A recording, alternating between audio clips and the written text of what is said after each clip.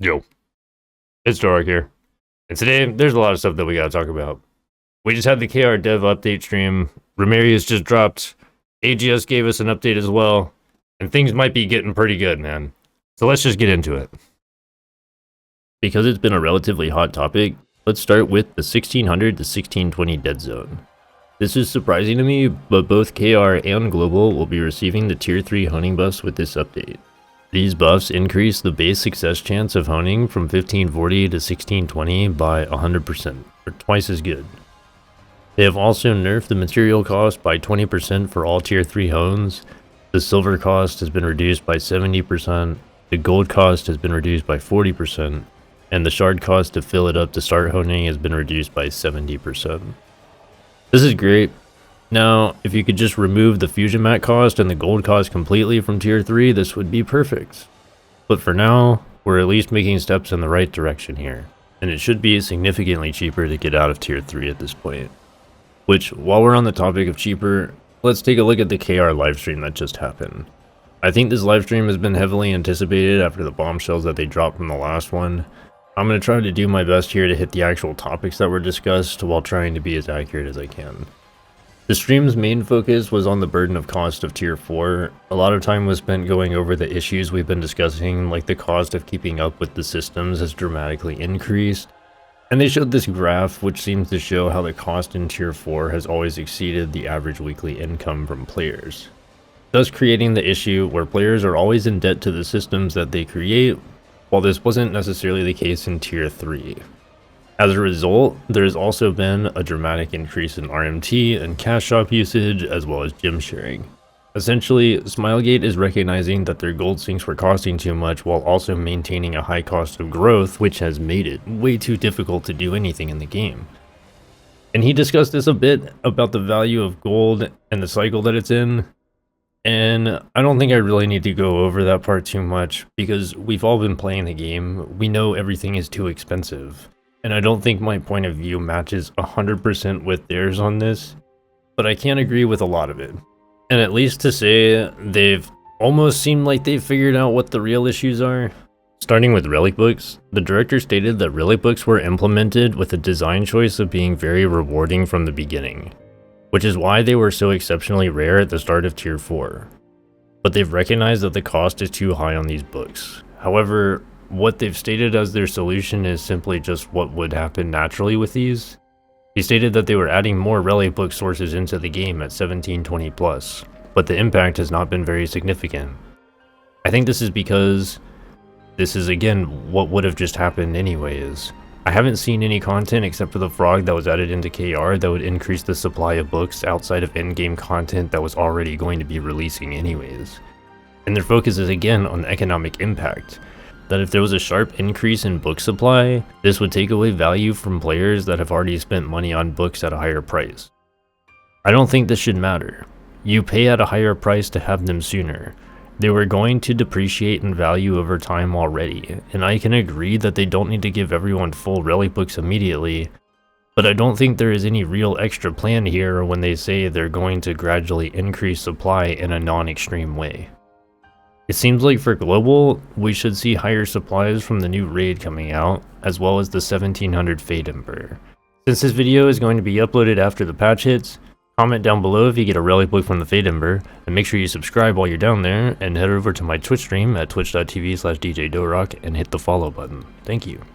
Other than Relic books, there was of course the topic of the gem change. This has been probably the most heated topic for the past month since we got left on such a cliffhanger on what would truly happen with this system. As a TLDR, the gem system will be going into the game. However, the attack power bonus that previously came with binding gems will no longer be a thing. The unbind period will also be extended from 7 days to 15 days. The reason for the extension in the unbind period is to prevent the possibility of taking advantage of the system. Mostly, the concern originally came from the idea that with the old 7-day period, you'd still be able to rotate 3 sets of gems between 6 characters to minimize costs. This concerned the director here because this is absurd to even think about, so they extended the period so that this can't be done. So what exactly is the gem change doing then, you might ask? So now you'll be able to bind gems to your character in order to freely swap those gems to different skills. So if you want to play the other spec of your class sometimes, you can, as long as your gems are bound. And the difference between a damage and a cooldown will also seem to go away. So there will just be level whatever gems, like a level 10 gem. I have to say, removing the attack power benefit from binding the gems does put out a big fire, and was just not a good idea to begin with. But I also have to say, what's the point of implementing this system where you have to bind gems to freely swap them to other skills now? I talked about this in a few of my previous videos, and it seems like if they had just removed the silver cost on swapping gems and called it a day a month ago, none of this negative press would have happened. But I will recognize that they made a mistake with this change, and they're walking back the worst part of it before it gets put into the game, which is already doing better than GGG would. And yes, I'm still talking about Arc Nemesis League. And the change as it stands now, I actually don't mind. There's no requirement to bind your gems with the attack power bonus removed, so if you share gems between multiple characters, you don't need to change any part of what you're doing. And if you currently have a set of gems for each of your characters, you can choose to bind those gems to the character for the benefit of freely rolling them if you wish. It seems the only impact this has is it's reducing the price variance between a level 10 damage gem and a level 10 cooldown, which personally, I'm fine with. It wasn't really the concern for me, because I still think that this whole gem change doesn't really address the issue with gems. It's still way too difficult to farm them, and up until tier 4 level 9 gems, there isn't a real price difference between a cooldown and a damage right now. So if I ask, does this system improve how to acquire a set of gems for multiple classes, then the answer is still no. But they did give a small glimpse into what they have planned after Kazeros. And if I understand correctly, I think there was recognition that a new season needs to happen in Lost Ark. And it seems that the direction is to tone down raiding difficulty a bit and to aim to make things a bit more fun. At the same time, they seem to be giving in to the idea of having an in-game character power measure, so it's easier to judge character strength for raids. There will be a support overhaul with female pally that should overhaul the DPS capabilities of supports to make them a bit more flexible. And they want to decrease the cost of growth and provide more casual friendly content. With all of this, they're also adding in the additional res and raiding outside of the first difficulty modes, and they said they want to make farming more fun. Whatever that means. And again, there's always this mention of creating and using existing assets, so possibly we see more extreme content or events of that nature. It does actually seem like Smilegate plans to continue the game after Kazeros, so that's pretty exciting. And I don't think the tone direction is bad. I've seen this argument in KR in regard to who content should be made for, that everyone who would play Lost Ark already knows about Lost Ark in Korea, and is either going to be playing it or not, so the content should be made solely for the veterans and people playing the game already. I think the reality is that even if you take a weekend break, you start to feel behind in the game, and I don't think it makes sense to make people feel like slaves to the game to increase time spent on the game. So having content that can aim to bring people back into the game a lot easier is good, and if the side content is good, people will play it. You don't need to force people to play a good game. People will just want to play it. And it seems like AGS agrees with me here. AGS has put out a video recently too, where they talk a bit about what's going on for the global version of Lost Ark. This actually has me a little bit more excited, but let me explain what they went over first before I explain why. First, AGS gave us a brief look at a new system that's being introduced into Lost Ark. This system is called Paradise. There are currently 3 components to the overall Paradise system, which aims to be seasonal content. The first component is Paradise. Doing the Paradise content is going to be like a monster defense mode, where your intent is to farm the Legacy of Paradise gear. These are going to be equipment pieces that do not currently exist in the game, like cloak or shoes, and they will drop solely from the Paradise content. And these pieces will provide benefits solely for the activities in the Paradise system, like the second component, where there's going to be a 1v1 boss fight. They specifically mentioned that nearly all of your power in this will come from the Legacy of Paradise gear. This is important for two different reasons. For supports, you'll still seem to be able to complete this without trouble as long as your Paradise gear is equipped. But also because there will also be a weekly leaderboard to obtain additional rewards. So to eliminate the actual character power difference one person might have compared to another, majority of the power would need to come from the equipment you get, like 99% of it. And since the gear can be found, there's a chance that some people can get way luckier on their gear drops and they can just melt the bosses way faster for that week.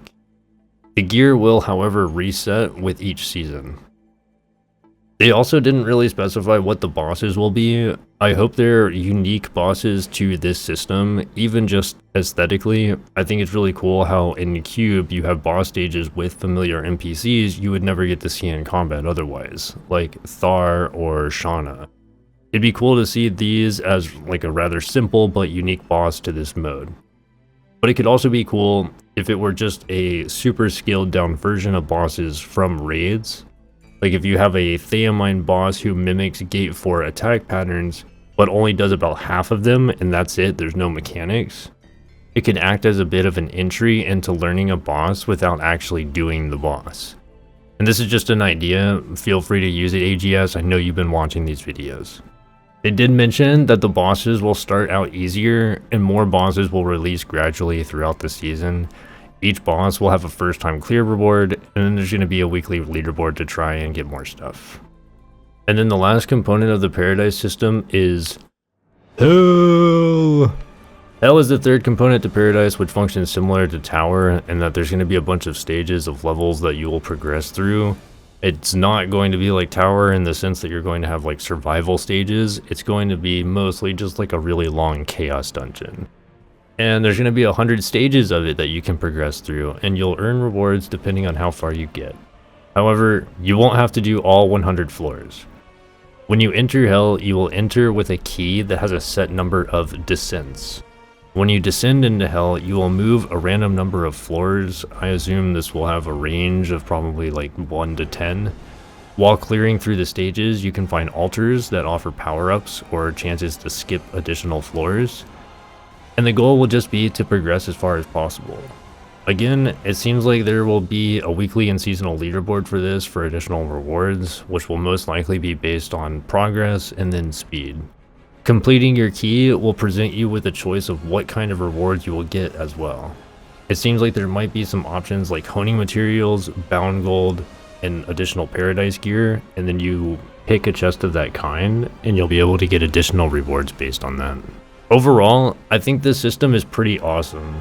I think this system is awesome at its core because this is taking a bit of the development from Smilegate and giving us some control and freedom on the content that we're getting. And I know this system was also announced for the Chinese version, but this just seems like a fun addition to the game, and clearly this is multiple teams working on something positive for the game. So I hope that Smilegate continues to stay receptive to this teamwork and AGS continues with this additional development, because this is a really cool system, and I believe this was also just announced to be coming to the Korean version as well. So it shows how additional input can be useful. I'm honestly just looking forward to playing this and can't wait for it to come out. I'm also going to be honest though, when they put out the survey and there was a question regarding scaling difficulty content, I was thinking maybe there would be like a bit more group content variety, rating, or dungeon wise. So I hope that the Paradise system is not the only means of this scaling difficulty content, because there definitely could still be some really cool ideas out there, AGS. Possibly in one of those previous Dohrok videos, I know you guys have been watching them. There was also a bit of a mention about some further challenge content being added in. This challenge mode is not like challenge mode, but more of like a challenging mode. Act 3 is coming out very soon as well. This will also have the Frontier system, which had been mentioned in the past already, and this raid is supposed to be hard on its own. Smilegate showed some completion numbers from KR, and Gate 2 hard mode had a rather low first week completion rate, so it might be interesting to see how this one plays out. I prefer doing challenging content, but I can recognize that I don't want to do it every second that I play Lost Ark. So to see KR wanting to add more fun stuff, while AGS is taking some direction for global to add further challenging content and additional side content, all of this just sounds really good. And AGS put their video out before the KR livestream, so the mention of the gym change for global was mostly that they're going to be watching the situation unfold in Korea. I think that if it ultimately turns out to still be a total shit show after it's released in its updated form for Korea, then AGS will prevent it from coming to global. I'm pretty confident in saying that most likely with how the gym change has been updated, it will most likely come to global as it is. And I don't really see a big downside to it at this current time with the attack power benefit being removed. I just wish they would increase the supply of gems because I don't feel like the gem change really fixes a problem anyone was asking to fix. But let's talk about things that they did do. Patch notes for today's update seem pretty crazy. First, we have the prologue quest added in for Act 3 raid. I prefer these quests and continents being put in before the raid actually comes out so that there's time to do the story before needing to quickly get into raid on reset day. We'll be getting Remeria, the new continent of the little people. You need to be 1640 to start the Remeria questline. This comes with all the stuff you'd pretty much expect from a new continent. There's going to be new Unas, new Adventure Tome, new Rapport, new Makoko Seeds, but most importantly, the second Bloodclaw chart fragment. You need the second Bloodclaw chart for the Enlightenment Point Potion, which is why it's important, everyone wants it. We're also getting the Arcasia Grand Prix event, which is a little like Naruni racing event. It's a race, and you're a Naruni. It's actually pretty fun and decently enjoyable to do daily. And finally, the frog is gone. I've finally regained my turf, and that piece of work can stop scamming us. If you're curious, I lost around 700,000 gold to the frog, and inflation has truly been defeated. There's K-pop skins being added in. I do gotta say there's something really special about this man playing his tuba on stage. The skins are okay to me personally. It seems they've updated some of the in-game guides in the UI for assisting new players. They've definitely needed to do this for a while. French and German localization support has finished. RIP. And we're getting the 1700 daily content. With that, the 1700 Curzan and Drextalis, the 1700 Guardian raid, have a chance at dropping the 1700 plus Fate Ember, which has the potential at a Relic engraving book, and I think it can drop up to 500,000 gold. There's also a 1700 Cube and Chaos Gate, which has the guaranteed Relic engraving reward if a special... a guaranteed Relic engraving reward if a specific special hidden boss is encountered. This should help out a bit with Relic engraving prices, though I don't see them making any kind of drastic decrease in price for a while. They're making field bosses not reset their HP if they leave the circle, and there's a new debuff to the North Curzon field boss when successfully countering him that makes him take more damage, so that should help speed up the kill a little bit. And finally, we have some tripod updates. The tripod level system is going to be removed later in the year by Smilegate, so for the time being, it seems we're getting some big things to help. This includes 50 Wishful Amulets. These are used for free level 5 tripods. Sage Powder in the Guild Exchange is reduced to 1 Bloodstone, and the crafting cost of it is being reduced to 1 silver. Sage Powder is the stuff used to increase the transfer rate. And the currently existing Wishful Amulets that can be bought from the Legion Raid Exchange and other various shops have all been adjusted down to 1 silver each. And then of course, I'll reiterate the honing nerfs for 1600 to 1620 again. This is actually 1 through 19 for tier 3. I think overall, I have to say, things are looking pretty positive. But it's going to take time for things to really change. A lot of the game design change is still going to come after Kazeros from Korea still. But it's good to see some additional content being added into global to give more mats and provide additional things to do in the meantime. And it gives me some hope that more stuff can be introduced in this fashion as well. I know that this is a long one, and again, if you made it this far, I do really appreciate you. A lot of news hit in a very short amount of time period, so if I missed anything, I'll definitely have a follow-up on this. But I'm going to actually try and finish my remix from the Theamine soundtrack this week, assuming AGS gives me a break on this news. So that should be coming out real soon. And if anything does come out in the meantime, I'll be sure to keep you updated. So until the next one, dudes. Peace!